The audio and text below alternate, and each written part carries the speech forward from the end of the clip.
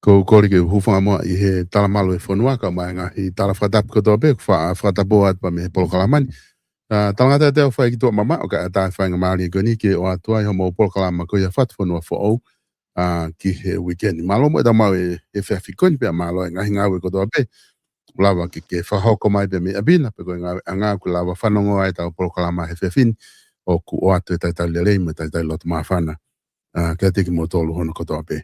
Oi whatawange pe, mo tolu tika i ke mo ukau mai he polokalama ke toki mamata pe iha o taimi te ke whainga maari e. Taimi tatau pe ko uwhiawhia ke taitai lerei whafofonga, Paula Piveni Piukala i laine, pe mi tonga eki ke whahoko te tau polokalama Piveni malo e tau mao e whiawhini.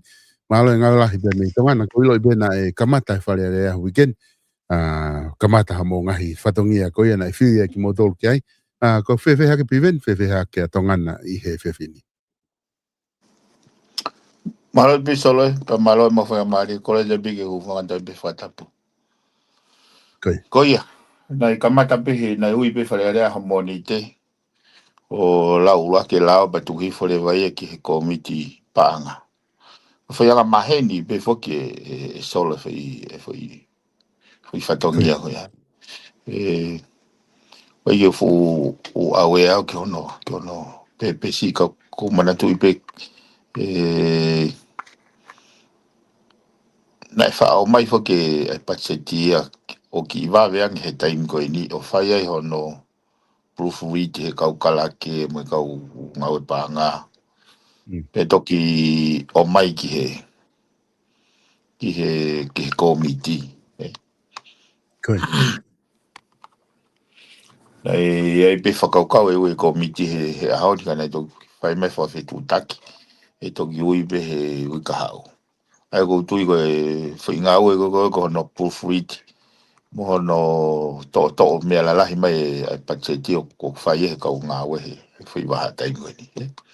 Pe toki lawa rewa ke whataha komiti ai. O toki ai whakarerei mo e ngai mea ke. Ke ui kau ngā ue whare pāngā me kau ngau patseti. Ke nau ngau e ke. Ai ke lo loa e ko tui ki tolo ye pe fare ale mal na toki o se wi ka hau e pe toki wi ke ta ya no si o ke pe si go ni le nga we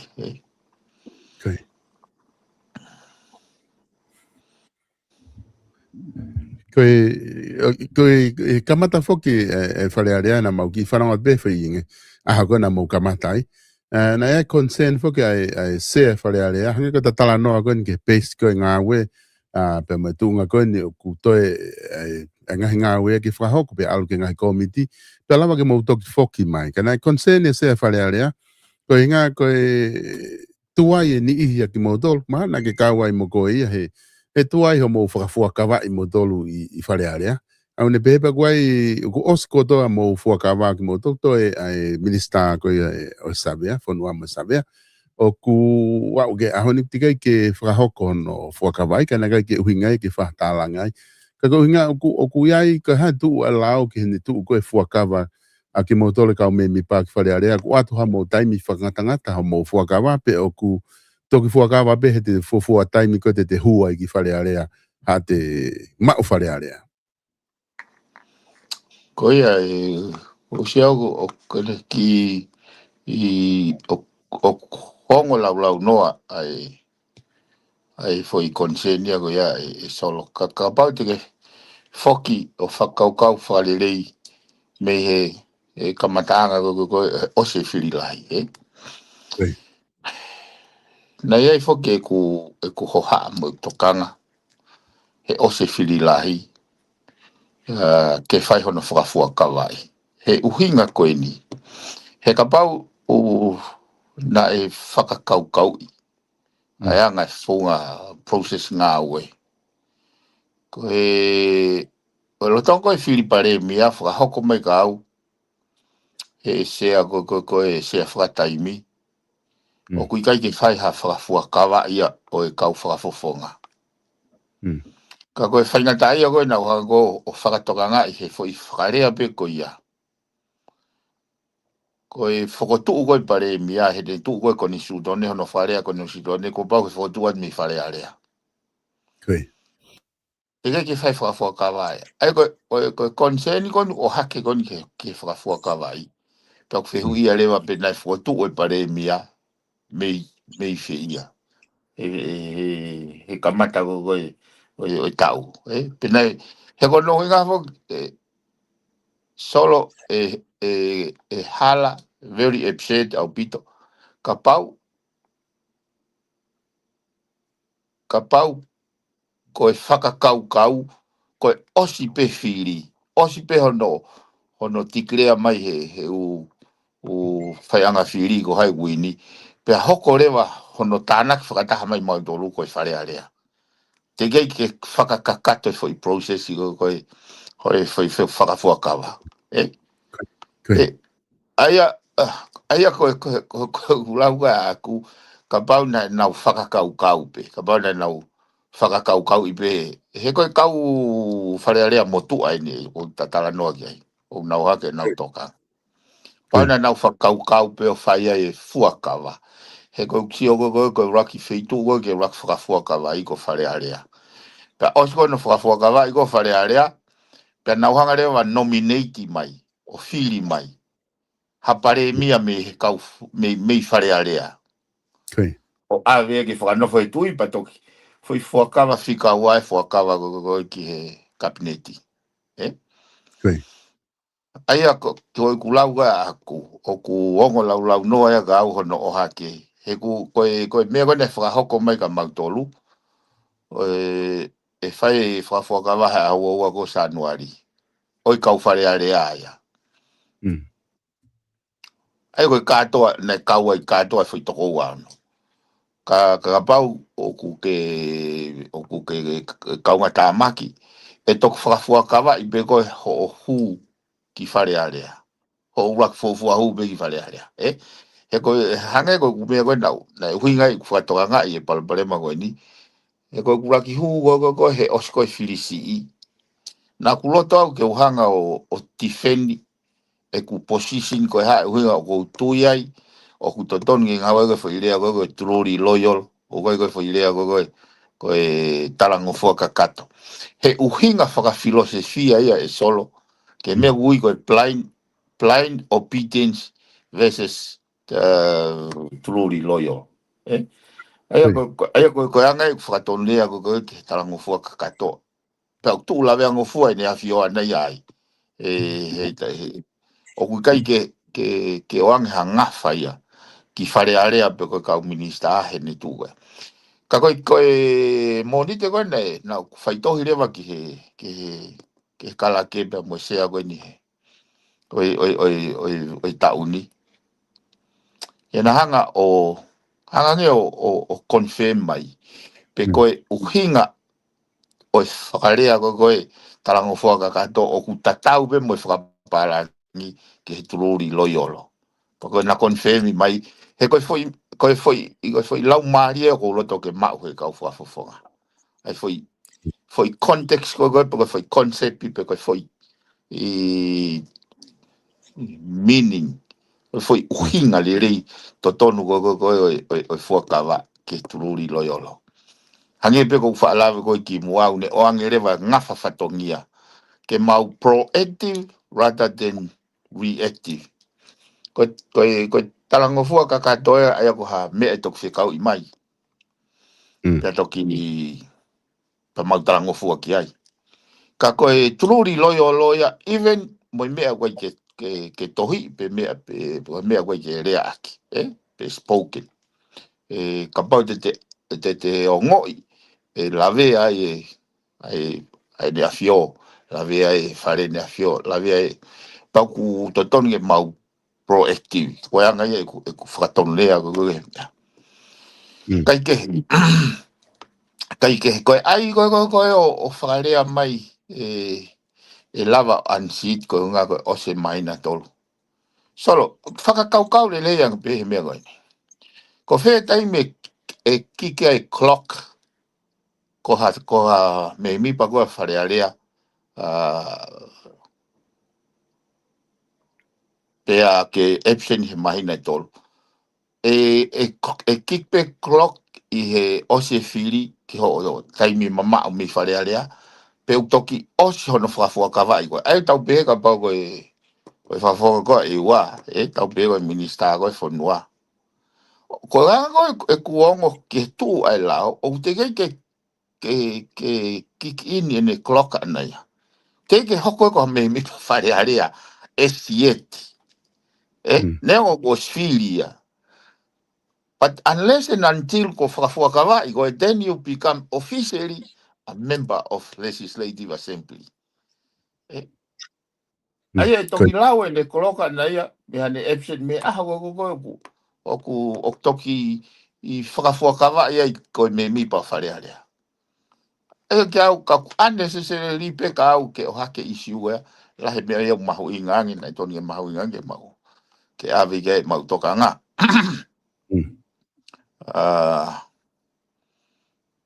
he koe kuanga si o solo o koe tunga whai ngata kai orewa ko Oscar toa kau me mi paha ono whakawai pia te utoki lava rewa o whakarea wharearea o ngahi whakataha goe hoko atu o whakataha ia wharearea lo tong teke whakakakato u wau ia koe ia aia ki au ka pau nai whai mea koe ia he raki ospe whiri lahi koe pakuai pe ai mea au ke fully understood he koe tutuni ko he koe sea whakataimi koe hange whiri mahi tui sea whakataimi he ose whiri lahi koe tutuni whakoni stutone ia Pag nemo kui ko sea whakataimi ka kune mau ai full power o sea ke ne hanga ai koe whatongia sea ke ne hanga o institutionalize o liriu ngai fo ipiriki goni o sfili mahi kakai koe whare area o liriu fefe aki hono whakafua kawai nau tolu ai koe mea nau whakakikihi ai pia mo sea he raki aha pe koe nai whae whiri pare mia o whatonga ia ki tistoti koe o foi hono implement koe o konisu tone po koe na weisi ai he ka pau nai whae mea koe ia more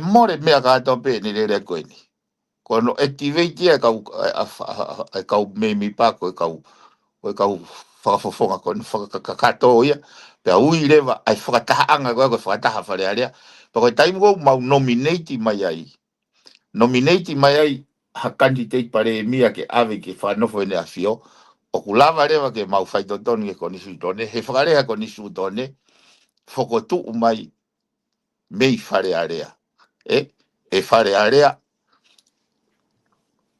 ai candidate ke whakanofo he tui koe pare mia sio pa flow le rewa foi processi ai o glahi ai koe whanki sika kai ke ka koe lau maari e whakisolo e kureise whanki mea koe ni hange peha haki red fere ki at ki indicate atu o whemau ke mau revisit hange koe mea koe ki he kau whafofonga mana tui koe tau whiri koe nina tau toki ririu mai pehe wa nohong fulu pe lahi pe tae maa usia ngahi ririu fo ou Kana toki whakatokanga I hake. He whiri koe wafe wataha. Ai ki lahi ngau ke bribery hono whakatau voti. Kau kai hono lao. Kau hono lao. Pe whai whakailo. Anse tolo ai pure anga o aho. Ai toi kai ke mani tu koe taimi ni. Koe wheu I rewa. Mea ni te tau pehe ai pe. Mea ni te tau pehe ai pe whiri hoko. Ke o se whiri pa tau whiri pare mia o se pa toke o mai u petition pe o ku tonu ke o se whiri ia o ange rak fo imahina wa ia ke whaia hono e koe mea koe ni ia malava pe o whakatatari u hopo ia koe o kurotonga lere whamawanga kai within those 2 months whakakato he koe me koe u keisia koe ni very straightforward pa kos iai o case law ki moa ai o ki au pe osi ko ia pe tok fai rewa fili pare mia tau pe ko osi so ke koe pare man ko hanga fatonga he kai koe ke tau pay attentions ki details o processi koe pare man ko hanga fatonga o asia he patseti ko tauni lo tonga pele le mai minister pa nga ansi te minister pa nga in the middle of the budgeting process Kai. os ko ya pa kula we kakaia ko no presentation mai ko patseti it appears o ko ke fu ma usia ya he minister pa nga leo ai ko ngai mata vai o hinga e highlight te fangi he kono moni ko is a system issue eh ko structure fe ma fo ke ai mea ko to beke ke proper structure pe otali ai ko sio oku uhinga lere ka uia ahono o hake umata vai ki he continuous improvement ni ke ono whakalere ke he kahau ka kwa ke uhinga lere ka uia o hake mata vai kono ateke ake kau whafofonga He kai taha whake e mea oku whakaukau e ka kai whanua oku whihi he ni he kuai whake uwhi oku kei mahu inga nai ke mau fuakawa I whare area pe I kai ko hinga he kupehe he ni I ko mau kamata peha mau ngā whare area ko mau os whare area I rewa na mo olat modolo Filipare mia hange ko kuke whamatala ki ai ke mo fuakawa modolo ka mo atu pe modolo kamata reha mau ngāwe pa kupehe rewa he ni hia ko na os kamata kona kuna os kamata ko ke te hapoinia ke na to foki mai na doria amui o fuakawa ta fafo itu kona kuna os kamata na doria he kapau e mahu ingange fuakawa ke to whakahoko amui te tau sio le tau doria ko mo Filipare mia na e kai ke whakalao pe na kai ke filia me whare area ma na e filia me whare kai whare area pe ko ha whano whange whare area ko uhinga fo o kapau te tau ai ke mahu ingange ai fuakawa amui he kupehe fo he ni ko hoko pe ke whare area ke kamata ngai whare area oku ke entitled level ko vahe ke vahe ho vahe nga me whare area he ko osfili ko whare area pe ko mo kamata he kapau te tau tari da doru hangon ko whatata ke minister Fonua Masavea tara mai te ke fuakawa ka ko spahe pe ia ko ne totonu ia ana ke ne vahe whakawhare area he na ia he kamata whare area o whiri pare mia na ia I whare area pegu os kamata ka ko mea o glota ka kai ke sio ki ai o kuhange ha fo I fihi mea koe ni ka koe ngā ku he taimu tau fusi ai o ku mahu inga ke whai momo mai o fuakawa ka ko hamena kai ke whai fuakawa he kamata pe toki whai ai whiri pare mia he ku os kamata ai whare area ka ko mea ni ku oku e taha ke atke whai kai whakau ko mo tolfo mo whae lao oku mahu inga ke ai hala tu uni po hawenga mea pau he koe ka hafu mea lahe la be e sea whakatai mihan ke o mai ko ia kune mau e mawhai whaka sea whare area he taimi ko ia la be modolo o mai whare area aho Filipare mia pe mo fuakawa tahata o sibiko mo fuakawa tau kamatare ke aseni tau wa ko e fotu e tau ko tau fili ko ia whai whakamalanga me hafua Filipare mia Siko ne osa na goiaba mo dogi movete be mo dol os lava foi ngā we ai ka konga ia ku o mai ka kai ke whahasio kai ko hunga pe fo ke tau tala noa ke ai na ke o hake ai isiu ko ni pe tuku ai pe ka ko te o hake he sea o ai isiu ko ni o ne whatata a ko minister ko ia a save ai piven ko ia ko lau mo oniena ko ospe no fili kita pea confirm mai I read may have comson fili ko kamata na wahe ka ko nga fo ko rock whakataha ai ko ke fili ai pare mia ki au ko taimia ke whakakakato ai hono institutionalize kono whakahoko ai foi process ke hoko rewa whakataha anga ko whakataha whare area ko whare area o kulahi pe u whakataha anga i whai ai Kau kai ke koe whakataha ko tō pēku whai loto whare area, koe whare area. O kuinga e kulau. O kulai pē whakataha koe whakataha ia mo e papiriki. Whai loto whare area. Kau kai ke uhinga hono whai ona i loto whare area pa koe ola koe o mai ai koe mea nei, koe whotu uia whare area.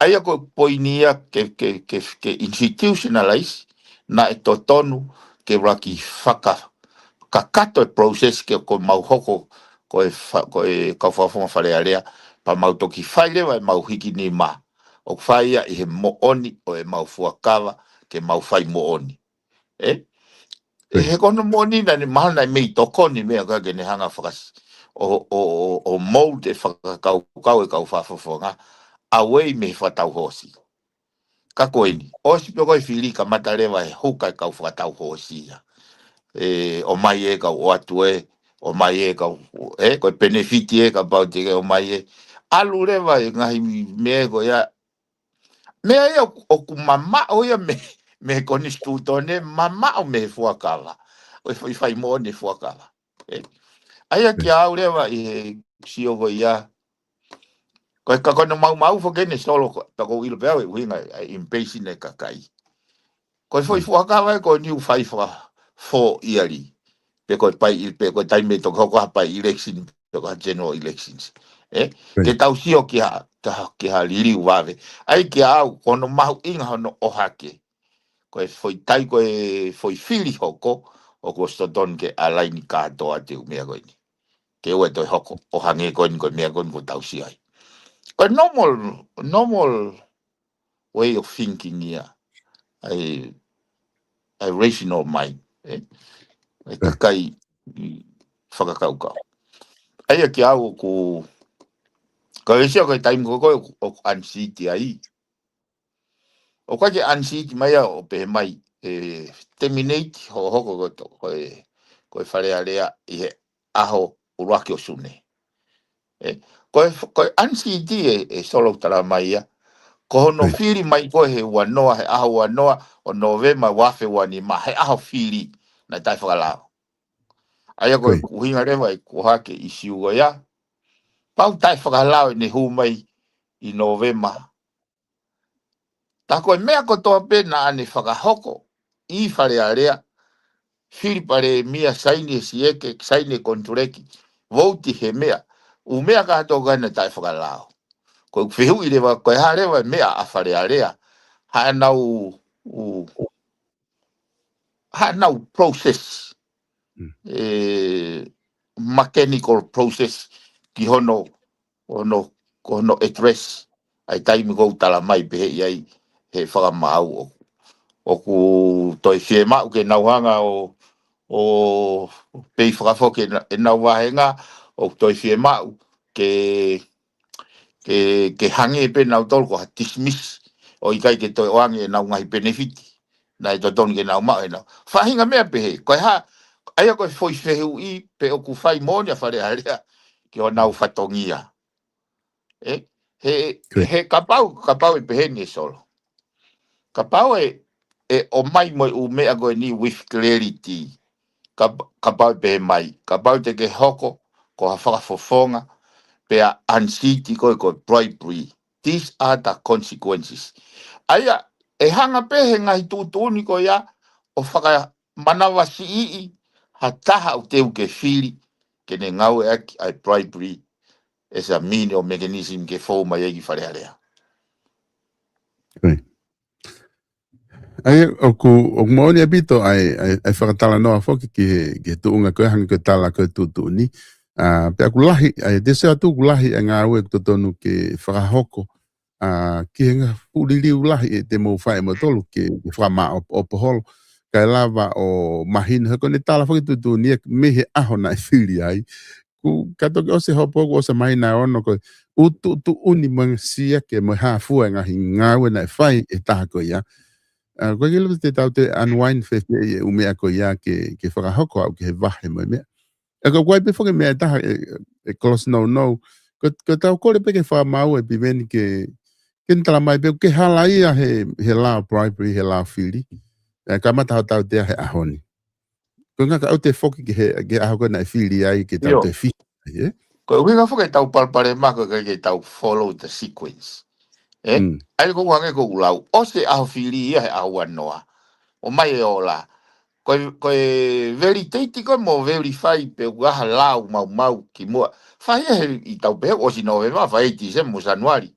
O ne ape januari o sti temene u mea ko ya. Fa le vai fili pare mi aia. Ko ai ko pa que si ore vai. Pa kai ngata ai mantoi ko fu va ka tape. Kai ngata ai tau lava le va o put stability. Ai ko huinga ke o disrupt pe hei. Ai ngau e pure anga. He ko ni soko ko le pe tu hi foi tata pe tu hi foi. Pau ki he holo pure anga he tai mini he. Kau kai ke nau safa na tolo solo i he anga i kau. Ko kai to tong tu hau i safa. So ka kua pau ke tauhanga o maintain a integrity hono observe lao fili he koe matapa ia o whai mai e fau mai ke whai tutun he tu hau ai whanua. Aia ke au koe foi process hiu whai mau ke te re-engineer pe revisit. He ko hono uhinga he koe foi anga maheni pe whokenia. Mea pango pea hange ko kulau o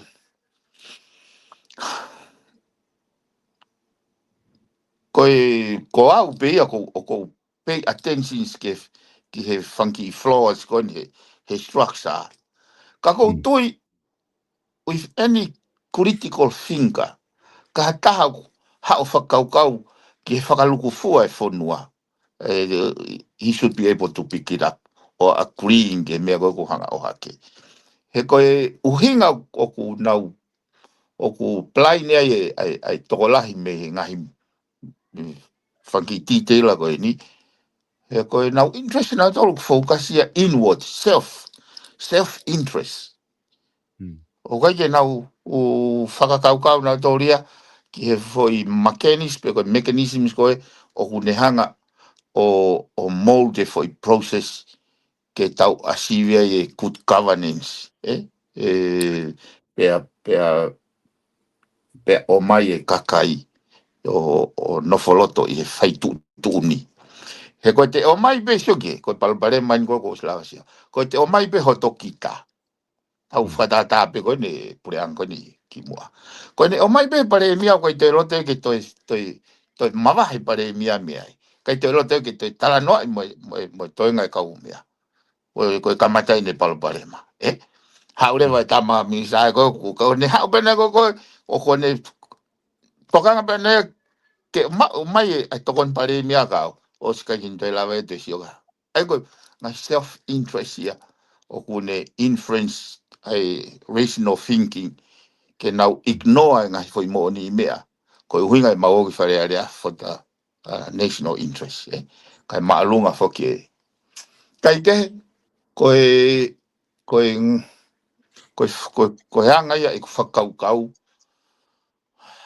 ke o hake, koe mea koe kou sio o ku mata vai, ke oe te tau tō mohumu he ngahi i paraparema ko ia ke whakawhakarerei kia oko o hake e au he taimu o ko hanga whakatoga ngai oku mahino pe solo koe whare whaulao ka e toku maka tuunga he mahino ki he kau whakafonga i whare area ko nau koe nau tau mua ia mo whakarerei mo mahino ka nā tore paraparema te o te whakaukau ko ni solo. E malawa fe ke whau halao, ke whai whakafua ka wā ki mua pa whire pare mea. Ka pahe kai ke reisia e hata. Petiskasi. Ko hai, e anga fe ha o wale pe ko puna ea maha fo i lao. Ko uhinga e pepe se kuhaka o hake o race. He taimo ko usia e uhinga le rei.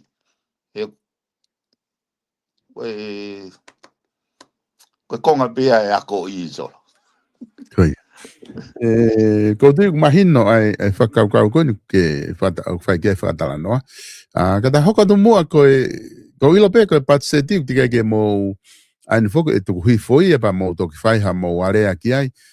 Ko te polokalama koe nihi kai ke tā tala noa he whakaiki ke patseti me umea ko ia, ko wakai vope wa ngahi tau mo a mahu inga pe mo le rei lahi, o ku whaha he minister leo ka koe ekpare mia ia kune whafunga e minister ko ia ki he finance, na ne o mai ngahi tau mo ai fitu pe ne o mai me ngahi palo palema ko i whihanga hangai motonga wha economic, lahi apito o ngahi palo palema mahu inga, ke uloto ke ta fu alu ki ai ke te lahi pe on taimi te ke mo warea i whare area, ko loto ke ta ki o ki o pe mo e mea he ko o silava mo o mai me whare area, ko patset ko ta uni o mo tolu valo po ni taha miliona patset whi amokaki. Aia ko tolu valo po ni taha miliona ko ia ko patset i whi amokaki ia, aia o ku nai wahe mai pare mia ko taha valo miliona ki he mama uhila, taha miliona ki ngahi ngau e whakawave, 5 miliona ki he wahenga kau ngau e whakapure anga pe ko kola, tolpo niua miliona ki he lulutai, tolpo ini fitu, tokoni ki ngahi wakatahi ko whae FATUFONUA, pea moe poini hiva miliona ki he kau tō rekereka ke nau takitola te au. Aia koe mei koe tolvalo miliona ia, pena ne kore rewa ke whapaa o kune pehe ku fotu umai ki whapaanga ia, 5 miliona me poni te FATUFONUA, 12.1 miliona me paanga mohe. Ka koku whia mai pēu ia, ai ki tō me alalahi ko ia, kune o mai, ke nofo ai whakakau ku atu 12.1 miliona patseti whia mokaki.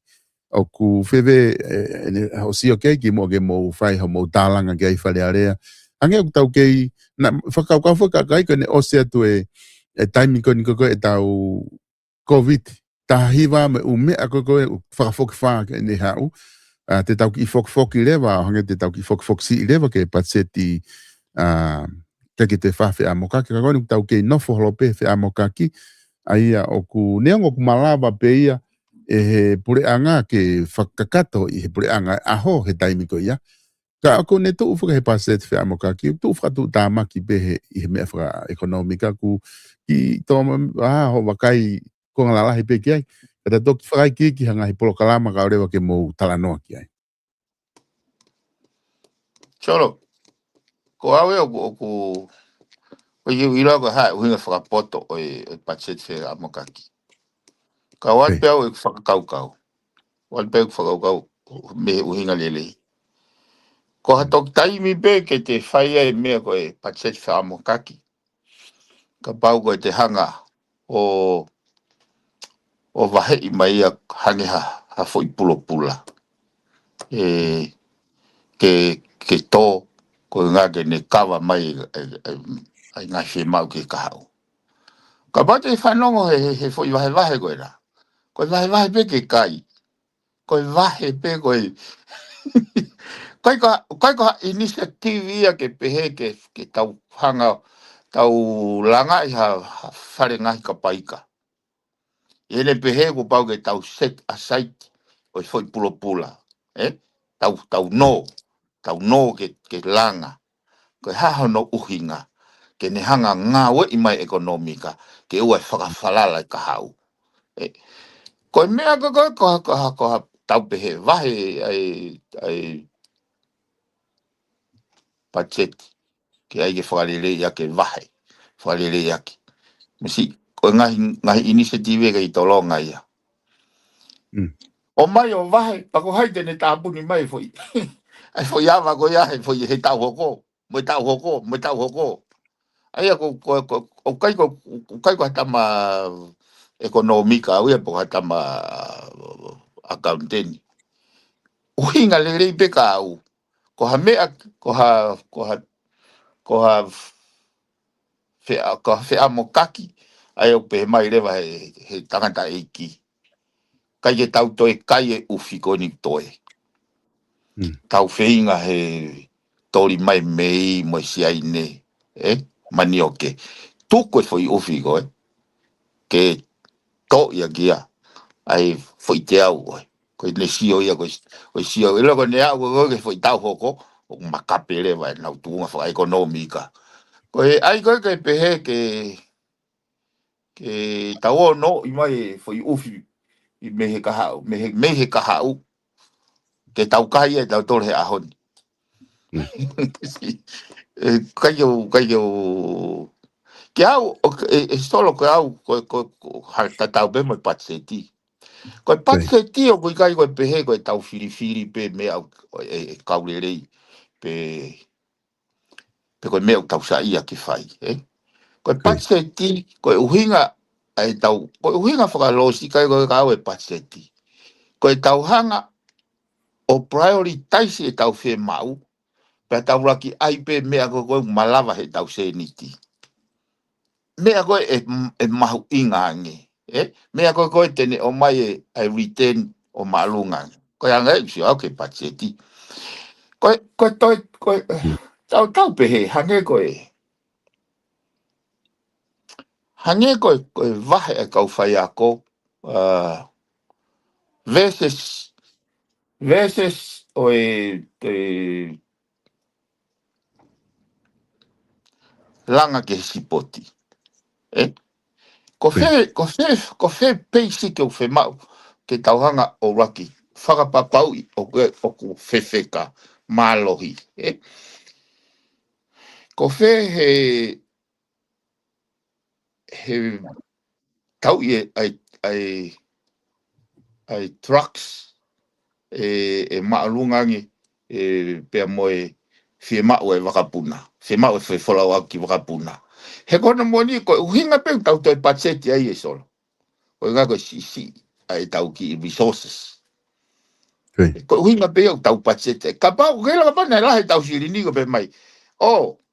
Maha hong fulu miliona ke tau e trucks wate hong fulu miliona. Maha hong fulu miliona ke vahe kau ngawe wate hong fulu miliona.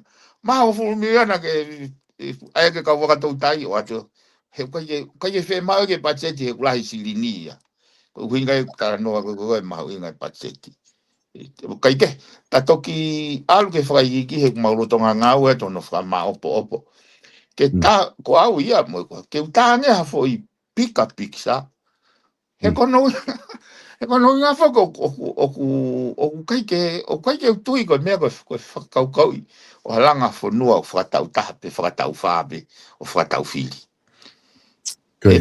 Ko langa whanua o te toni ke te lama ki taia anticipate fufoi i prototype o wheitu whe mau ke awigai whanua. Ko tala noa koe ni ki Singapore. Ko Singapore na e masiwangi na utoria ka kaitonga. Kana raki mamangi mo tawataina ka kaitonga e tahawal finima na ito tawataina pia Singapore e tahiwa anonima. Imagine that. Me tahiwa anonima ki he tahiwa hiwa noa o stu mounga Singapore. Within 25 years. Kako hame na lava i Singapore o whakahoko mea goia. Ono inga he nei, mo uia ki he taki goia ke pure i le whanua. Aia ki au, tatau ai pea e solo pe ko hai whainga. Kakapau he kai pure i le, pakapau e lahi sirini kakai pure i le. Kapau te tau nofo o whakalau ai u project mo ne u failure. He ngahi, he kai koe ke pure i le rei. He kai ke o mai, he kai ke whai e due diligence, ke o mai interest e kakai, o mai e ngahi technical report, mo account. Kapau he kai ke whahoko mea ko ia. He i kai pe ke to siaa, ai taulanga whanua tau tolo. He kuhanga ko kulau gon ki he. Ke taim ko koe na aku minister public enterprise day. Pe au mai e poate lulu tai o koe nau kore 7 miliona. Pe koe tala noa koe mo hai ko masere iria, he ko nau tona nau whengau e aki waafi. Pe koe ne eke mai ko hai me whai. Ko tange, first of all, I don't have 7 million. Second of all, if you give me 7 million, I'm not going to give it to the same people. Okay, now, I'm going to now mess up. I may make $1 million now investment goya.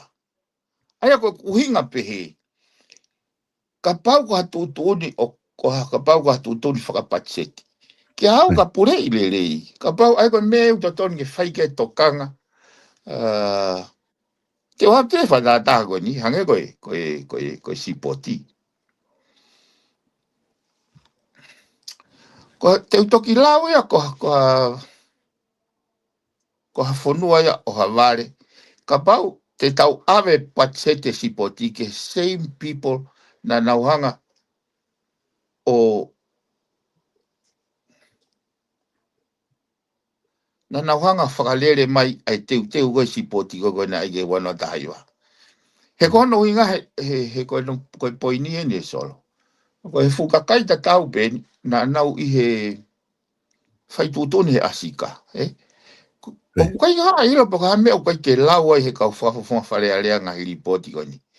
Lau e ngahi ripoti koe ni he tuhui tonu mai pe he kau whakamau u whakatui. Kau Royal Commissioner. Koe whahenga koe ni, they should not hold a position of power. E uhinga o whaitutu uni, E ko nau tolu he koe eke matu koe ta nau tolu. Koe hako ai tupu anga o palo parema koe ni, ai ngoto asika. Kai ke whakamatala mai nau tolu koe mea nei mohe kapteni ia. Koe mea nei mohe kapteni ia kai o hake meti one. Hala, nothing of that sort. So koe ne kamata pe koe whaitutu ne kau whamau whakatui. Koe palo parema koe no whakatau mai wakapopo koe ni. Palo parema, so koe kamata e palo parema. Ka koe lau e mea ni e malawa whewhe ke tau. Hai oe, solo, oku whamamahi ke tau whakakau.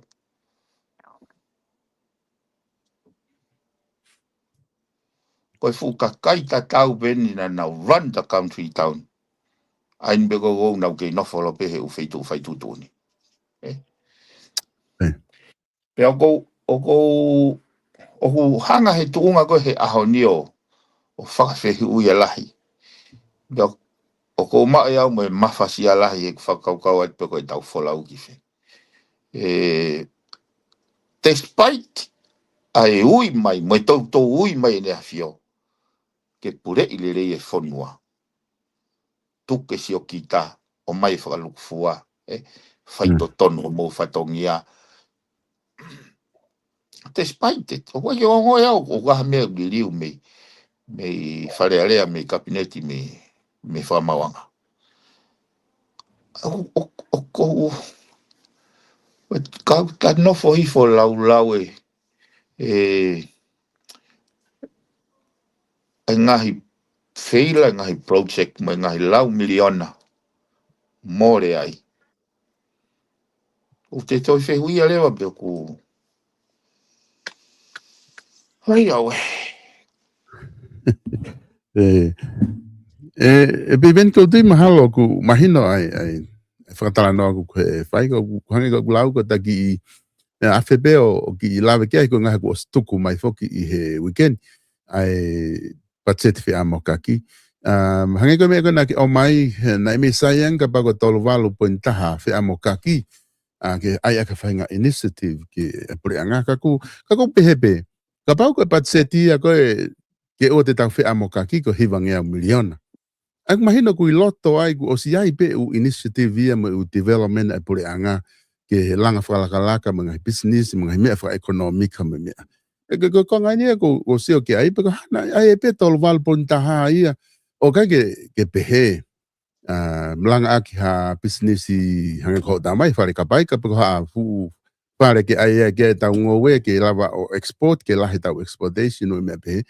Kai whakahingoa o whakahingoa pe whi tolu valpontaha whi amo kaki ia ko me ke tokon ke uhila lo tonga pa pare mai fa ka kai mama fa uhila tokon ki he pesetit kola ka ngai fa pure anga o ngolere moi tokon ke lulutai ko tokon ki vakatahi ko me moi ke kakai ke kautol le kreka de mo takiteau ai ko fa ka pa na na AVP ulisia ko ya mono I loto hivanga miliona kai mai fi tol valu miliona mo ni ia o tala mai ko tol valu ko tau whi amokaki ko ngā ki ko hawhai ngā mea o whia mau he pureanga. He kuhange ia ko haki I whamiri o ku tau o mōne pe o ku tau masiwa pe tatolo mo wha ofa tau no fo I tonga.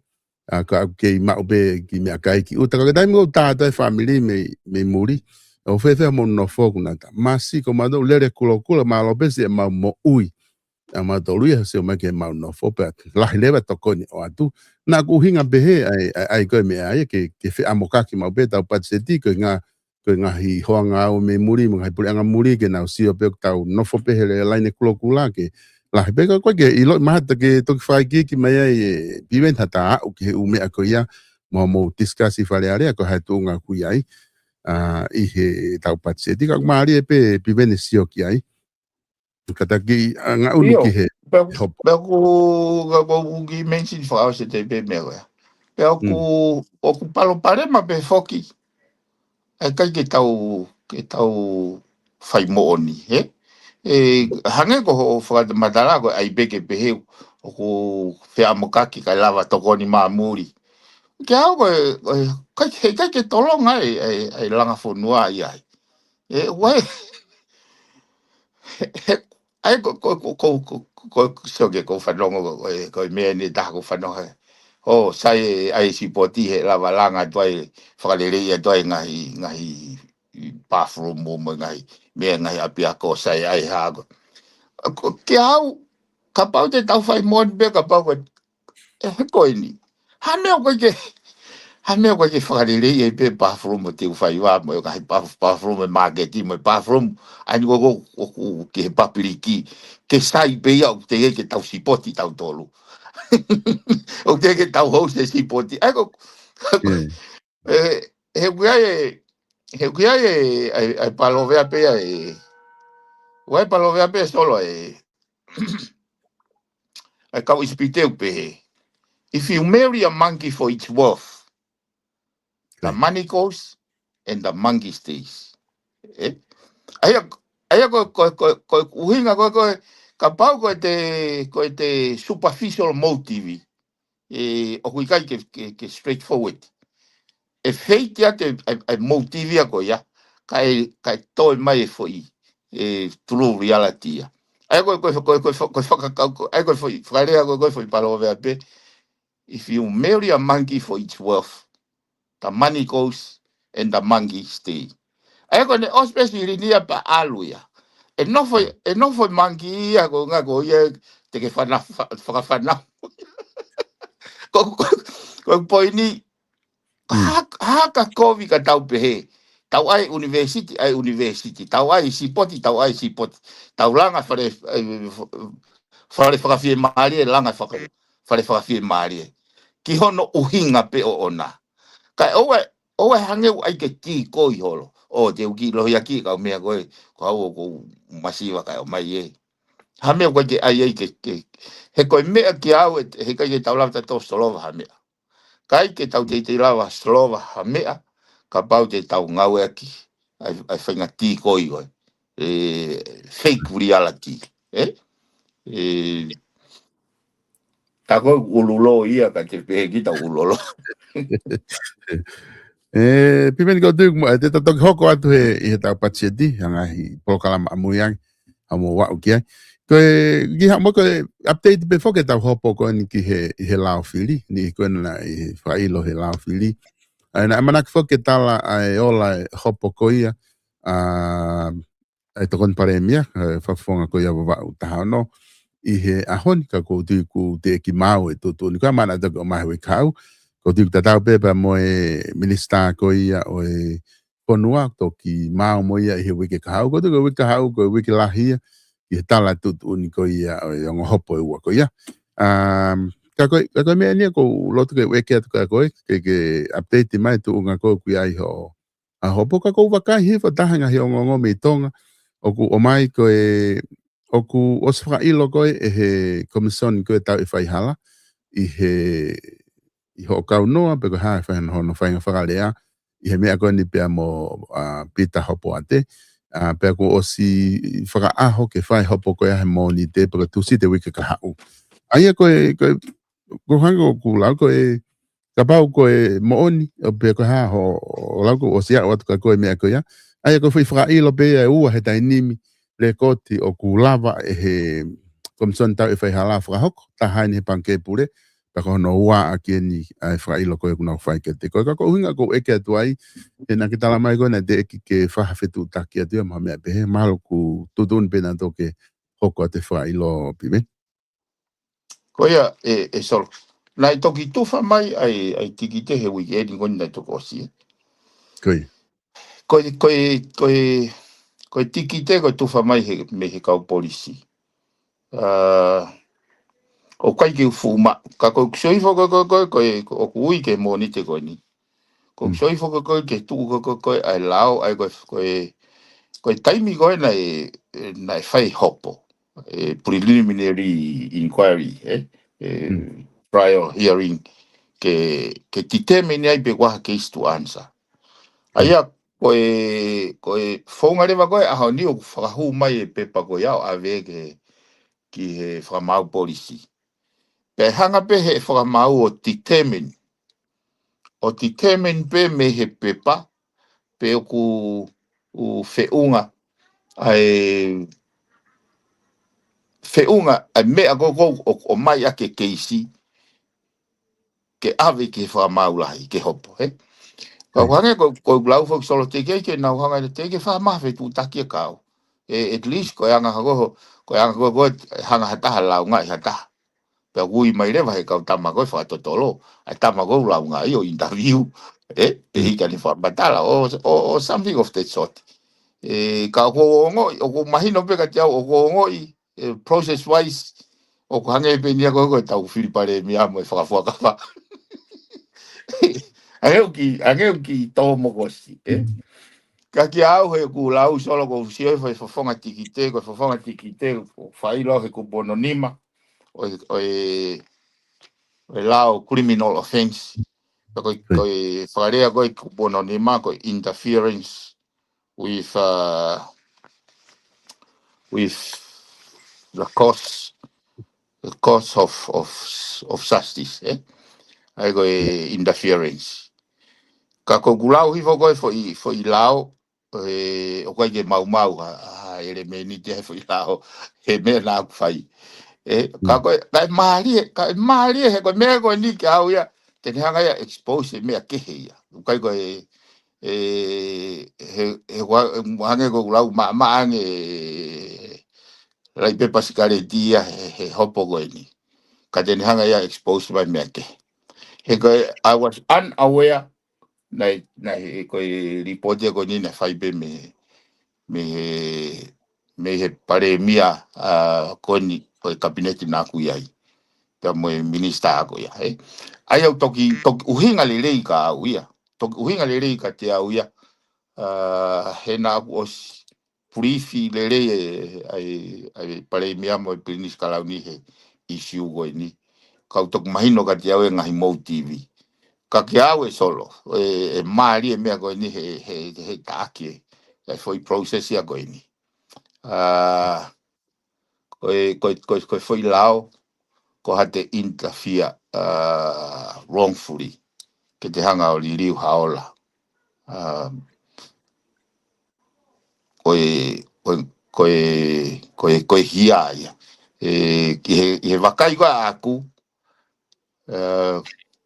ko vakai ko aku so ko men ko na mau inga no hake foka vaso ko mau foka va fo ke mau tau he ko ni sutone ke mau nion kup ta havalu ko ni sutone pe o ku totonu ke amana ke ai kakai e fonua e malu he pure anga ai nau taina e nau koloa mo nau moui sai ko ngafa ko ave ke pure anga ko hai pure anga he definition ko o kup ta havalu ko pure anga na os fagaton le ai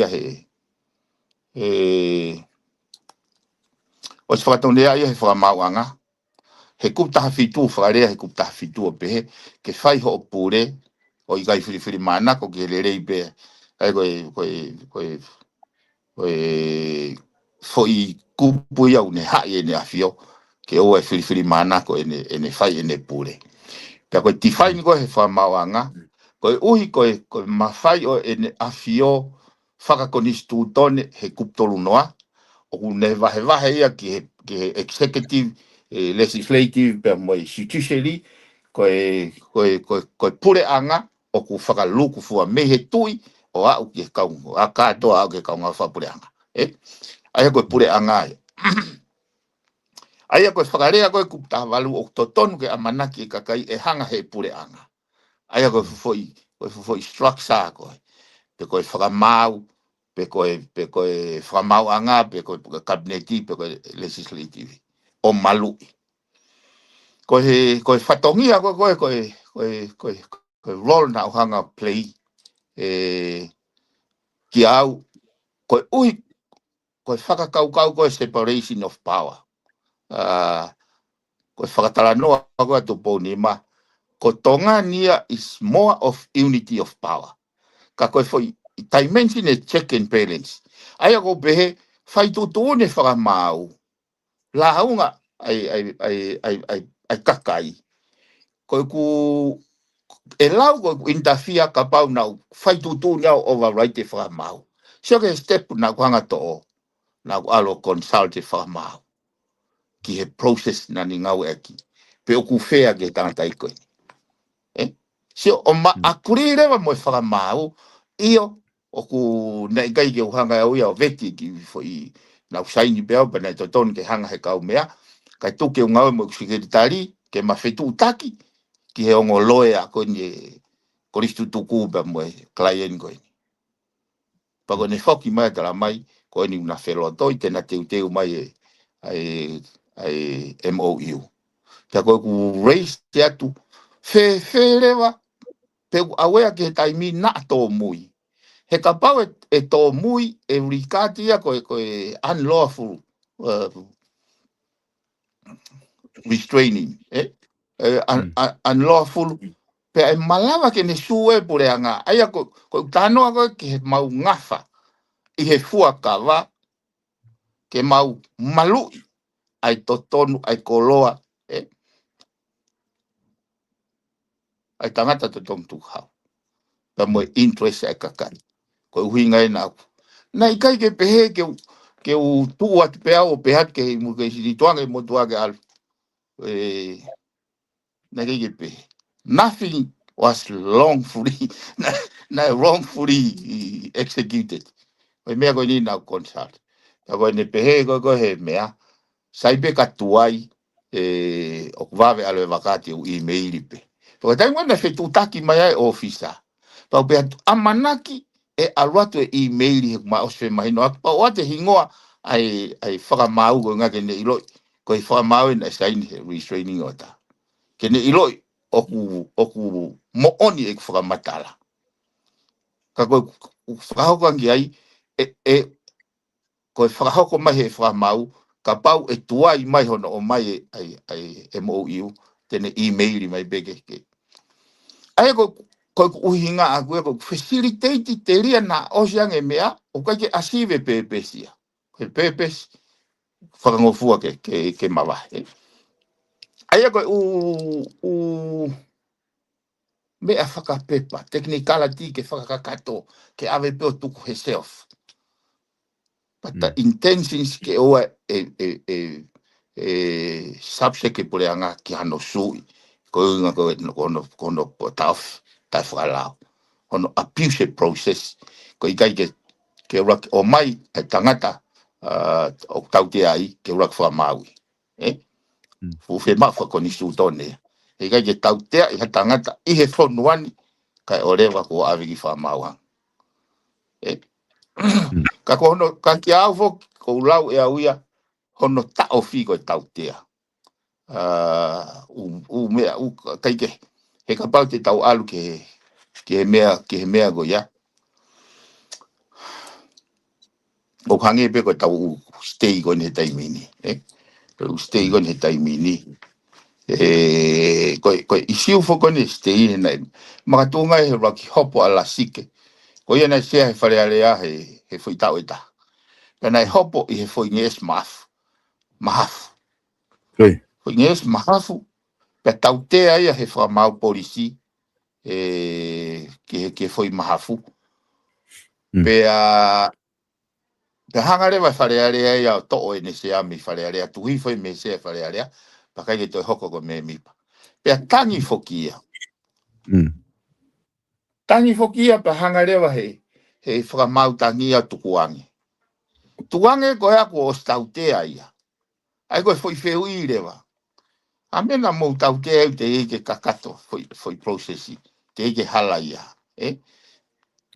ya ko be ko wharearea ne ke nau tautea nau to pe au behatu lea ka ku ke lau e to e wa he nga to a ene se a ko ya ko tau te ia ne ngo ka ke nga po pula ia ka wo tau te ai pe he pe sio ki hono tau te ai tanta i ko ni more ne tikite more mono taimi he mea ku very unlawful ka mari e mea ko ni he ne te hanga ia o mai ai mea te loloto ange solo ka ko tui o ku malava pe mea ko ni e hataha o ku mawinga ia he fofonga takai ko e mea ko ke te alu ko te alpe ko te sio pe ka kita sio tuunga sio mafai sio whainga maari sio benefiti ka te lau kita whaha mea mai kakai alpe kita hanga mahe ni mo whaare si mo whaasi ia mo whaasi tuunga ai ke ka ko mea ko ia te tautoki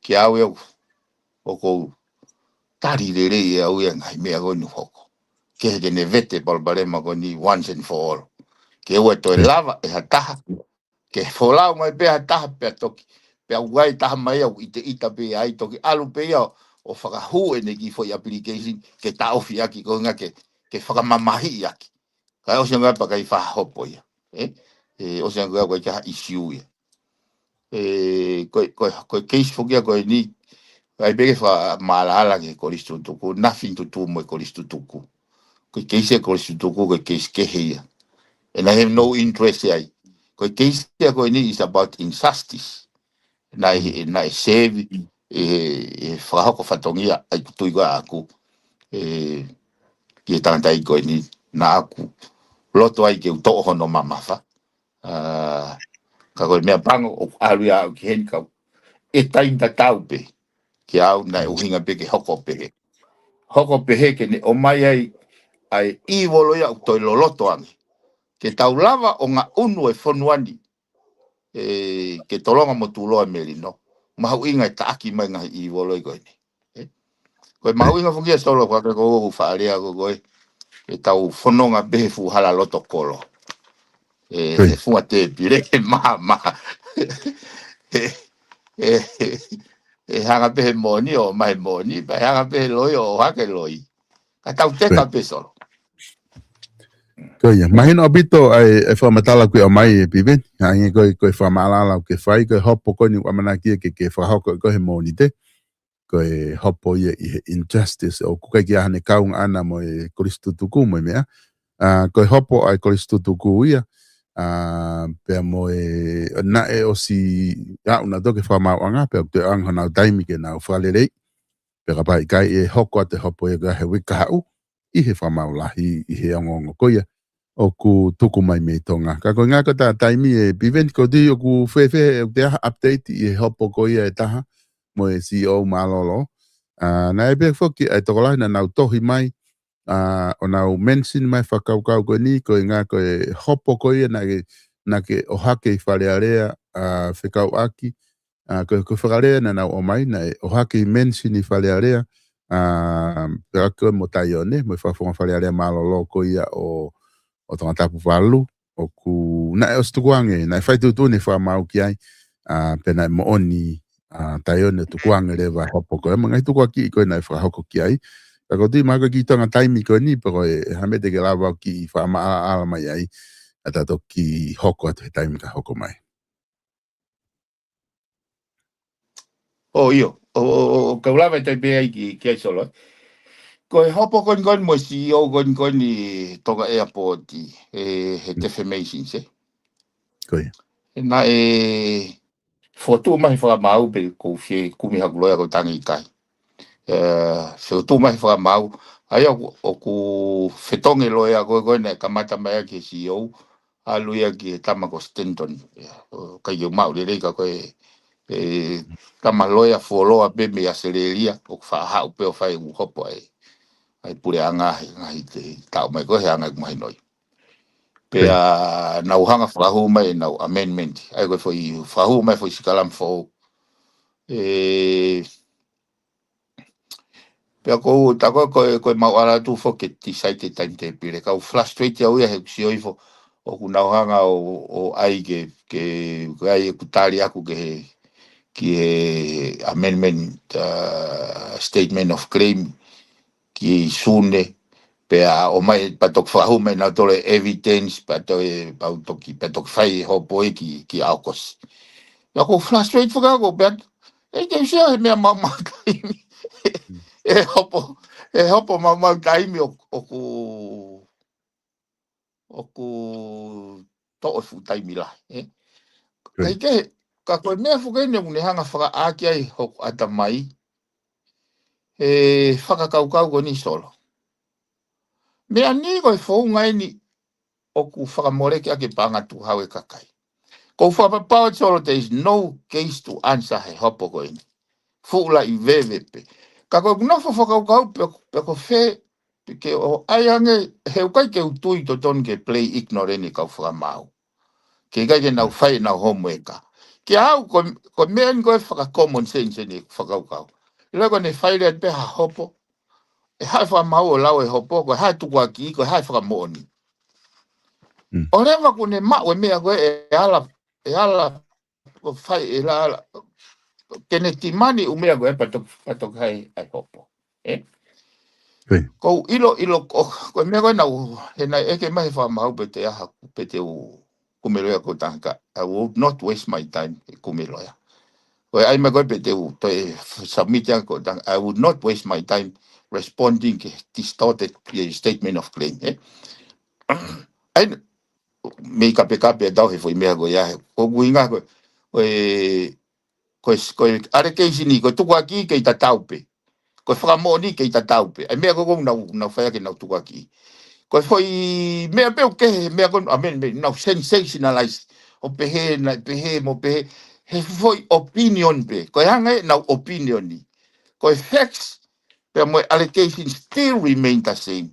Pero bet ko mea na ko whakamatala tu i statement of defense, mo mea na whakamatala tu he brief of evidence, kai ke te a mea ke utoi whakamatala. Ko ne kakatopi.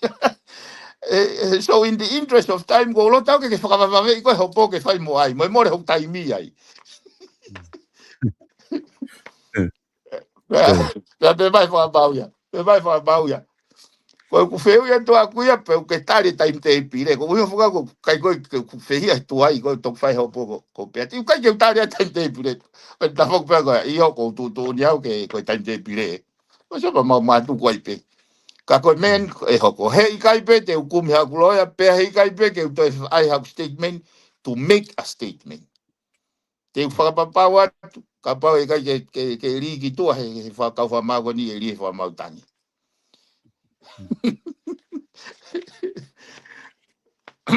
ko hopo ke au ko veve ka ta pe ki hopo ko ni mo ki hopo ko ni mo ni te ko no mo ni wai ngai lau mari ke ka ko welcome ya u lau mari ko ya ko ngai te ta ki mai e ngai me e te lolo tange na ke tau ile tau jo ki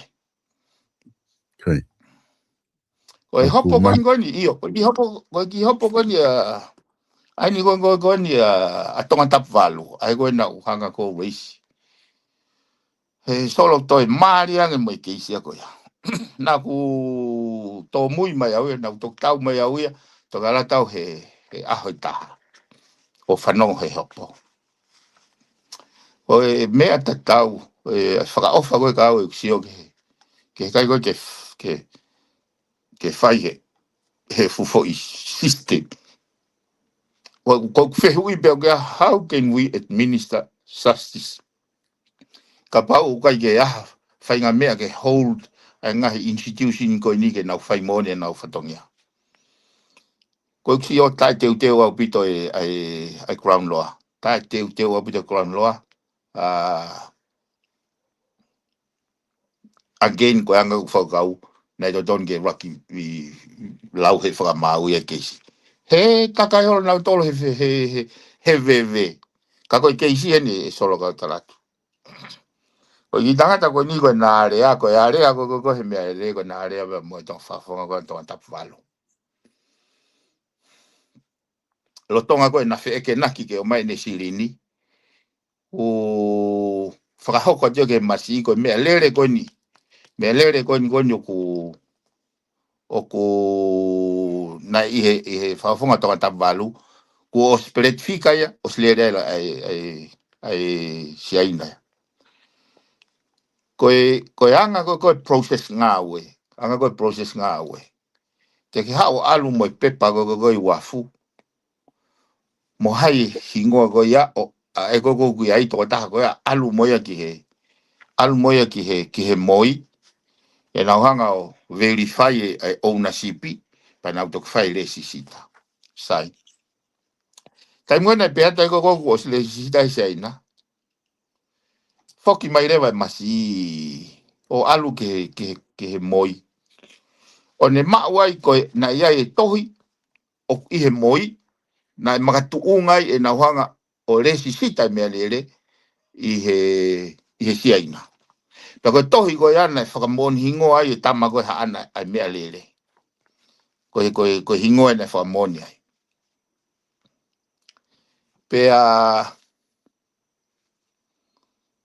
pea tari pea ko poini ni solo tari pea he moi o le sisita me lele neongo ko masi ina alu atu ko feu i leva na anga fe ke hanga he masi o verify e tohi ko tu ko tano ko ni ilo ta ko to alo le sisita ne me lele he kai te ke tu be ko solo moha fu me lele ata o ke fa o fu tohi o ke hanga talange ke masi ko me lele pe ko a heti ko pau ke ni hanga verify pe ko e ni o framoni ko e ni ko alat mo tohi si ko u ke isia sai ko ene lava ko o fai le sisita pe o ang he si ai nai silini ke ta ko na area in itself ko si lava pe ai o whakamoni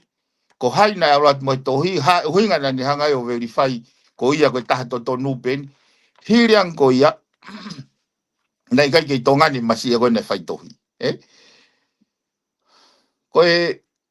ko tuang he whakamau e hopo ko pe kai ke mau ai witness na alu mo tohi ai ko na ko pe na ia to ta na alu mo tohi solo ka wi hai uhinga mau la lo mo ko kiau ta fada tape alo to mo tohi o at ka ko ke le sisita ka pa ke na mau au na alo mo tohi na puke mai ko o mai o whakai ke ko hai na alo mo tohi to ha huinga na ke tu ia ko ta mai ko ko nei he ta ko na ku private e au ko he na wanga to tongi ko ke hanga whakahoko fo ngā we hala ko ini he kai malava ke tu ha ke hata an to na tala ko ni mea o a lot of o liriu ta ko fulu he fo i working process ko me go ta no ai ke piki taki pe ka ngā we ko pepa ko kastomu ko ke tuangi no ai e ka ta o ko ya ala pe ta tuangi na ke mana tu e fu container na wanga wa ko na tula te tau e organized crime ka ko malo hia ko o pa anga pa mo trucks ko ala te tamai ko ha ana container ta ko tama mo ni kana wo stila na autoria o stripe na autoria he tama loi pe hoko rewa tama mo ni ki he kaunga we ko ia kuloi ki au keisi faingo fua ni ke ayo o prosecute sio puke mai e tama ko he moi o ke ko hai ta ko hai makatu ngai ana he na fe ilo ngaki pe ku hen pe ka me ko ni tongani puke mai mo si aina ko hai na mo area mo ke silini fai ngo fua ka ko o vale au pitau ia he hono pen au te keisi kai ke ngai men ke ai go fa tala no go ke ma inga go check and balance ngai men ke tokanga ke fare area he ko fare area tafe me ai ko mafai ene afio ki he fralere fonua na ni tuange mai fare area mana tu ina na ko ki mua go liri go ni na no fa na afio i loto he kabineti ko ne mava he ko me ai o mai le vai e fo mafai go tu ki fare area ko uhinga o go hanga to o hake o kui fe ia fatongia a fare area ke pure i le fonua fa da ke to fola ha ana taha go hana mafai ke na puke pure anga ke na wakanda polo ai ko kuhinga ia ai ko no mau solo he ko o se tauliri ho na ngofulu o ku ke au hange ko lau liri o foi fasia ke ko talunga ko foi la ku haka ke tatau pe faka kau pe pare bia mo de kau minista ko na tolu wa faka tuku kana ya faka tuku pe he na to a go he na ia e na fio i loto he kabineti pena ma wa fa nga mindset ya go no te ke mo ake a ene a fio ke ngai fai tu ni na pat pe o mai faka kau ne confidential hange te ke o ku kai to a nga confidential he anga foi restructure wa no mo fulu e taimini tu ni e con istuto ne kuo pau so ke fai giga con istuto ne he me transparency ka to asili na mo tanaki ka to asili na mo famore report e fare area ko feu ireva ko fere vai con ai con isto ne pe mai ke confidential hono totonge panga ke sipoti confidential hono totonge panga ke software go Britania ko fe konga i he con istuto ne hire mau fuakava ke mau tau he koni stutone ke maanion.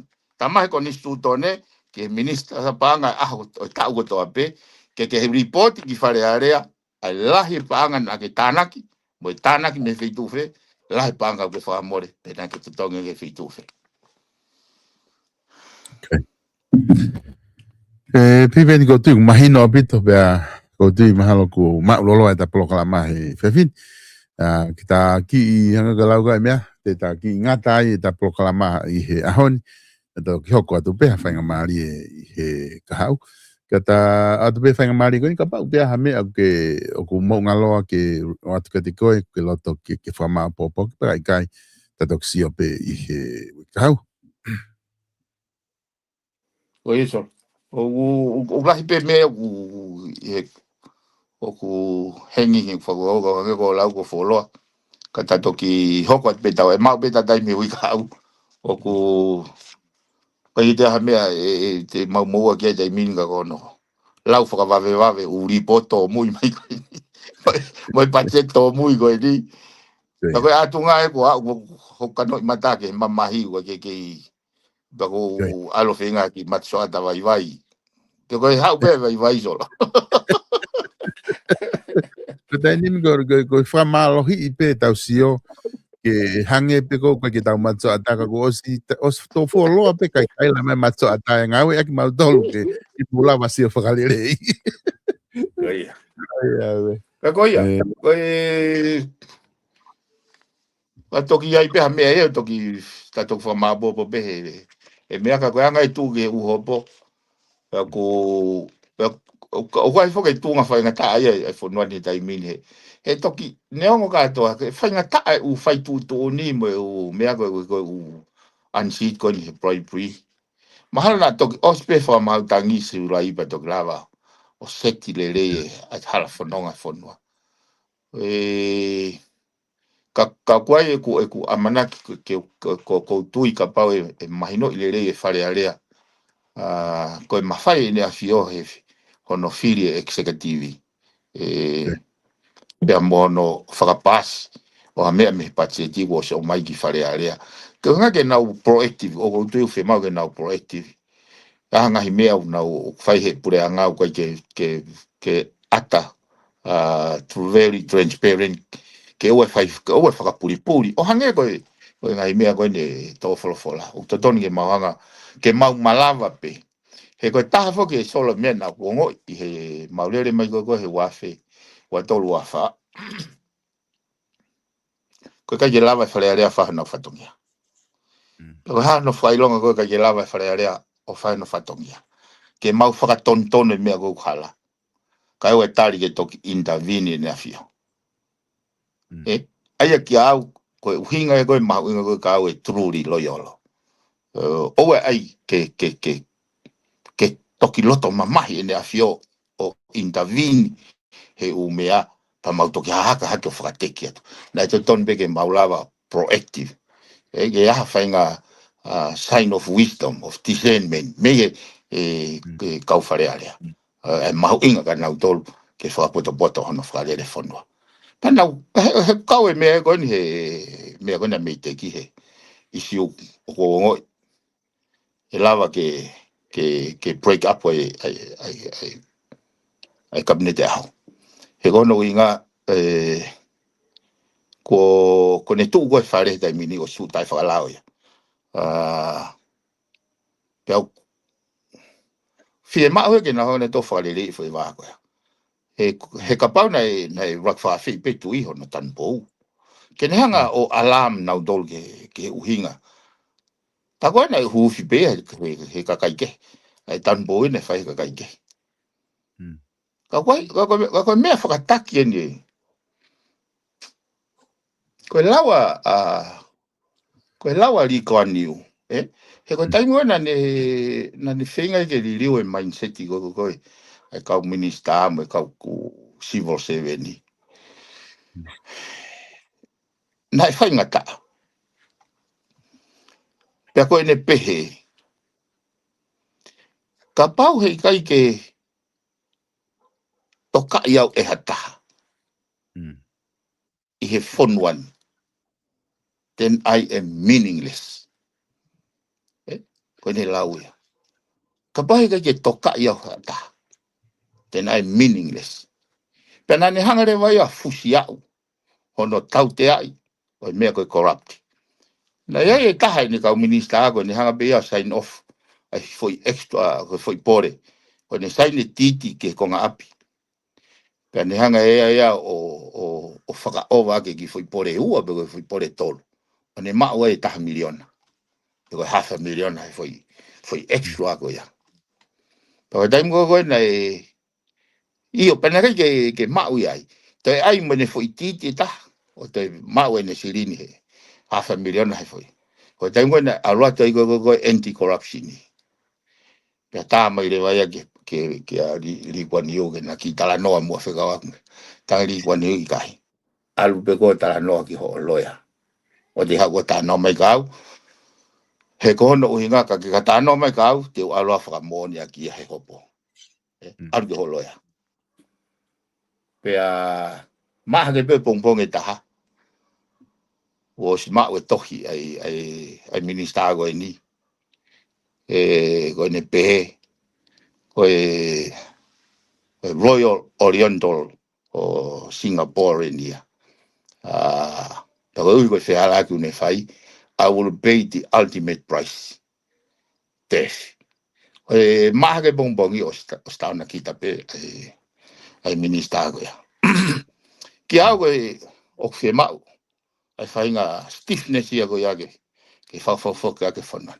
O kongo ia koe ke te pe mai he whare area eba moe kapneti o waha uhinga tui. Ko ne kore mai ke tuke whapuripuri pe. Kore mai ke tuke kaunoa he ubisinisi kaunoa pe. Kore mai ke tuke trucks pe. Ke whatoka ngai mea ko nisolo.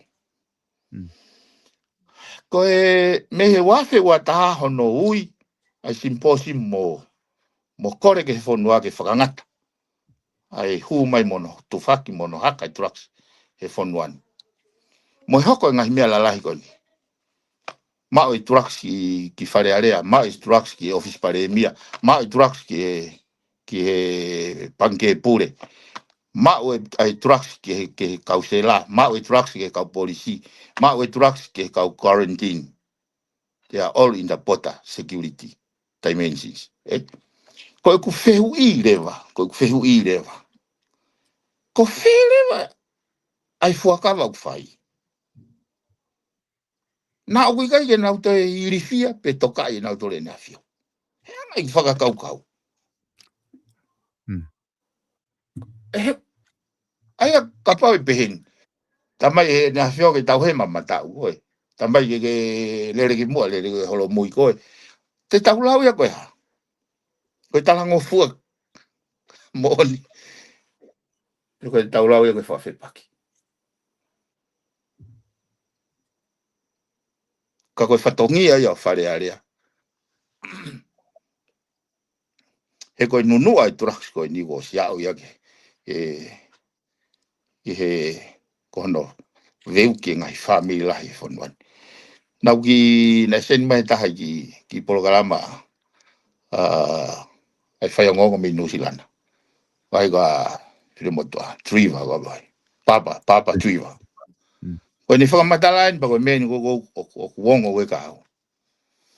I he anga e nau whatotolo mo e nau whatanoa he fufoi network a koe ni trucks. O toko lahi kau taki maalunga koe whakare aia. O nau involved.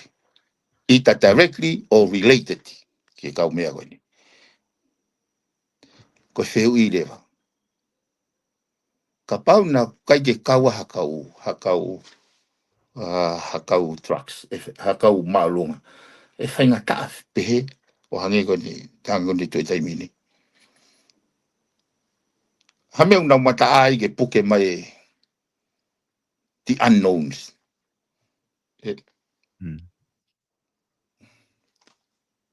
Kagai nau tokanga na doge ngai fu mata vai.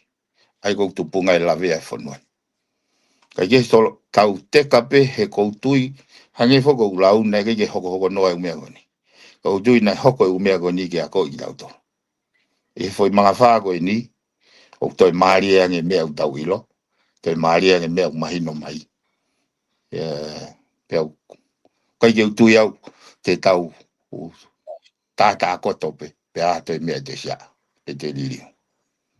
Something has to happen.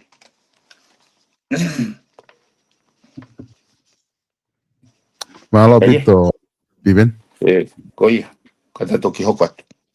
Koi. Mahalo pito e whainga maari e whiawhindi. Lava o whahoko e polokalama. Ta toki hoko atu pe whainga maari e wikahau. I ta sio ki ngahi mea koi a hoko mihe wikikau. Mahalo pito tala mono atu pe ki he whatongia mamafa ku mo whuesia hena. Ta tau te whito mo te teo atu koi a ke area e tau patseti. Au whatu Piven, toki sio wikahau. That's all. Yeah. Pamalo atu e kainga I he lava koe ke mokau mai. Mo ke maua I he polokalama koe FATUFONUA fo ki he weekend. Pamalo la het katiki mo tolu homo ke ia whea tau polokalama.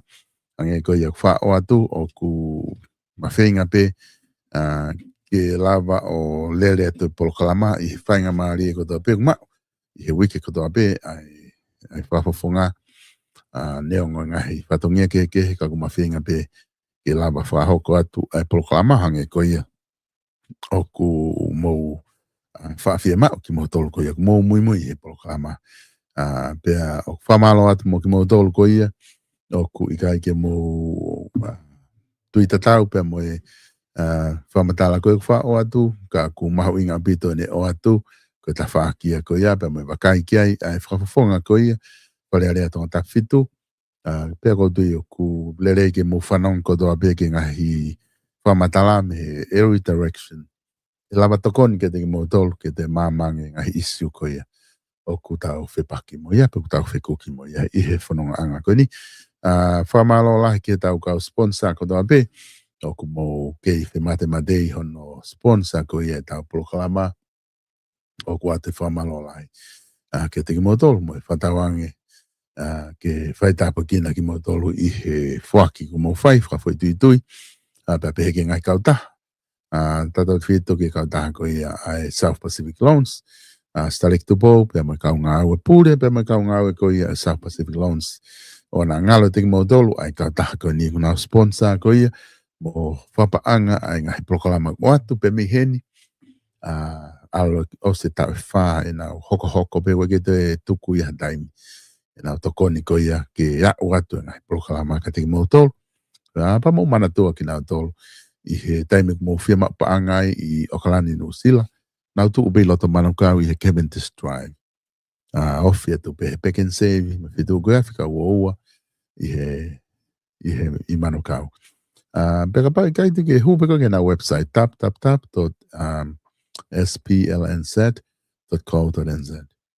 te hu peka ki ai vabe te mahino pe fainga fua ne ngo ko ngahi lao ku osliriu he ko ki muini i he no frapanga ka ke te fetu te ma umia i fra matala mahino ko ta i he no valunge au valu hiva valu lea ka taha ka unga we te nau tokoni ko matala te ke mahino ki mo ke whahau ko ia aho no paanga ko ia ke tokoni pa ke toki tātā i be kulava ngai whatongia o whakakato ke ngatai mau whamalo lahi pe ke te mo tol ko to be mo whaafea tau wharikos ulu Francis Tickets i loto nuk alofa hanga ke tau mo pe building o ku whamalo lahi ke te mo tol mo whaafea i wharikosi ki modol me muri mo fa folau ki tonga ke lava afia tu i Francis Tickets hanga ko ke tau mo pe building i loto nukalofa au ku famalo la het ke modol lahi au pite ngai nau ko si uluai so atu ngai clip for i he original i he ngai clip ko ia o ku ke anga mahene ki muri ni wa upe ki tonga ke ngai ona ke toe piu kumi hol vai ni una e ke mai pe koe hame ku o ku whanki kiripa kosipe api ko talange koe wangi whalise ai nau au ngā pita whanki kiripa e koe ia te ke lava pe o kosi ulu aki tō taha pe ke koe whanga whare kosi ulu ngai pisinisi kosi ulu whia mau ki mō whantai ma tōre kiripa original peheni koe ngai lava mo ui pe kiripa me pong o au ke tō apo o ku ne ke lava pe o ate paanga ma au ke pehe ke mate vape. Ka koe ukiri paena ngahi uta fo ko so atu te ko mau ia hena. Ko tau whare koloa wala koe page fashion store o ku whamalo atu ke kao. Ki modolo ko tau beku mo mui he proklaamani ki mo ngawe ake whare koloani. Pahinga wala beku mau atu pe. Talo ni kwa whinga ke whetonge lai ta. Tō whihangi awe ni kwa kau he proklaama he taimi tu aki ke whetong. Mo ngalo pe kwa kwa umai ke whiawhini ke mea te tau pe.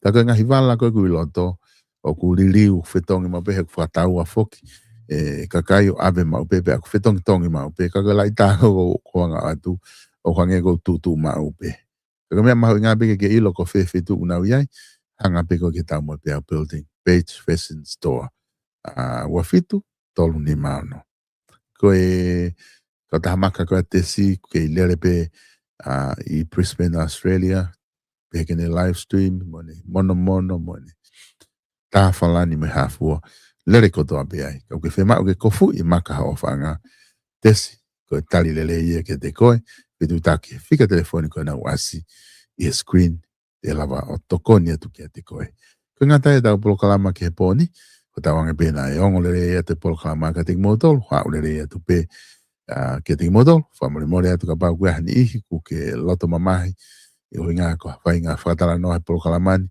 ko le whamuri more te motol tau move ke hui kau ko e polokalama fo o ia hoko atu ai o tau hoko pehe atu ai pe po pouria o whake mau mao ha weekend lele i weekendi